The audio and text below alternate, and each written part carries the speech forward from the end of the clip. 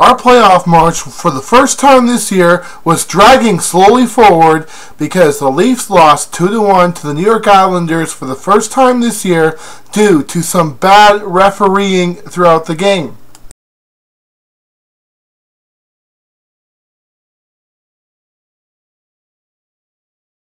Prior to the game, the Toronto Maple Leafs were honoring former Leaf George Armstrong, who played alongside Johnny Bower and Tim Horton in the 1967 Leafs lineup that won them the Stanley Cup last year. Don't worry, Leaf fans, we'll win the Cup this year. Also, Brent Lebda returns to the lineup from being injured in the early preseason this year. And in the first period, well, there were some turnovers, but neither teams were able to capitalize on them. And Jean-Sébastien Giguère and Thomas Kaberle were nearly victims of a miscommunication as Giguère tried to clear the puck and Thomas Kaberle could not finish the job. And that nearly resulted in an Islanders goal. But luckily did not, and the period ends with 8 shots on net for each team. Second period, Boschman starts things off by getting himself penalized for tripping, and Molson scores as the penalty ended, to making it a 1-0 Islanders lead. Now, Versteeg later gets a great opportunity, but he is robbed glove side by Rolston, and he tries again, going over his left shin pad, but he hits the post instead. And Konopka and Brown get into a fight, but unfortunately Brown loses. Geez, I think Colton Orr needs to give him some tips about how to fight. And then, this play has really got Leaf fans angry with the refs most of the game. Versteeg scores, but here's what happened. The puck was over top of the crossbar, and it landed on the ice in front of Versteeg. He shoots, and he put it in the back of the net. But the thing is, the referees waved it off. I mean, I don't understand why they would do that. The puck did not make contact with any stick involving it deflecting into the net. That was clearly a good goal. I mean, let me tell you guys about this crossbar high stick rule thing. It's only implied when the puck goes directly in when it's above the crossbar. If it is hit to the ice, like in that play, you go by the player's shoulder, and that puck was clearly below Chris Versteeg's shoulder. How can the referees be so darn blind? But later Tavares gets penalized for interference, and Versteeg gets penalized afterwards. I can't remember if it was roughing or interference. But here's the thing. Before Chris Versteeg was penalized, an Islanders player hit a Leaf player, and that was a no call. I don't understand what the heck is going on with these no calls throughout the game. A lot of Islanders penalties should have been called, but they just weren't. Just like this one. The Leaf player did not have the puck, and I didn't catch the name because, well, he was being hit from behind, so I couldn't see his name.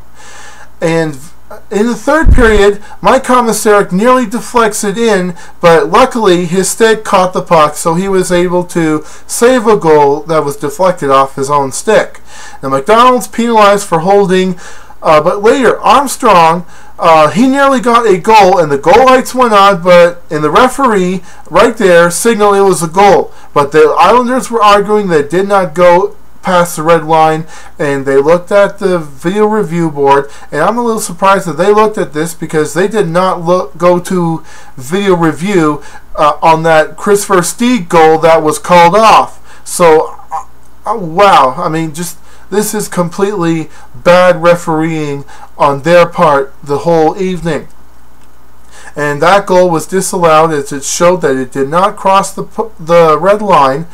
But later, the Islanders were penalized just as the game was about to end, and Phil Kessel, well, let's just say the referees were having a hard time coming up with a reason to disallow that goal as he scores, making a 1-1 tie just as the game was about to end, saw the Toronto Maple Leafs go into overtime with the Islanders. And once again, the lack of skill on the referee was shown again as Kuhlman was hit. There was no call there either. And Lebda was penalized for goaltender interference what the heck was that? That was merely a love tap. That wasn't a goaltender interference at all. He did not do anything to interfere with Rolston, and because of that, John Tavares scores to end the game for the Islanders by shooting the puck. It deflects off Boschman, goes past Giguère. Islanders hand the Leafs the first loss of the season, and oh man, Leaf fans were up in arms about this. I mean, this game should have been won by the Leafs, and it would have if the referees could actually do their jobs right, as these guys don't seem qualified to referee a Little League game. I mean, Jesus, go back to the minors. You guys can't perform your job at all in the NHL level. And as a result, the Leafs suffered by having their first loss of the season at home. I mean, yes, they did play well. Rolston beat them a lot of times, but, and to make things worse, King MacArthur's Excalibur was ineffective tonight, as Clark MacArthur, for the first time this year, did not score a goal throughout the game. Let's just say, I hope that we get back at them for what they did to us tonight in the next game. But on Thursday, the Toronto Maple Leafs face the New York Rangers. Oh, and by the way, if the referees were trying to make sure that the Toronto Maple Leafs were no longer on top of the Eastern Conference or the NHL, we have 9 points. We're in the lead. We are on top of the Eastern Conference, and we have more points in the league than any other team. So, you guys screwed up. At least if you were trying to do that, but the Leafs get the last laugh. Well, I don't want to go into details about that. Let's just focus on the game against the Rangers, as they do have some injuries, including Drury and Garabek, which the Leafs were mostly responsible for those injuries. But until after Thursday's game, in which I'm very sure the Leafs will win, go Leafs go!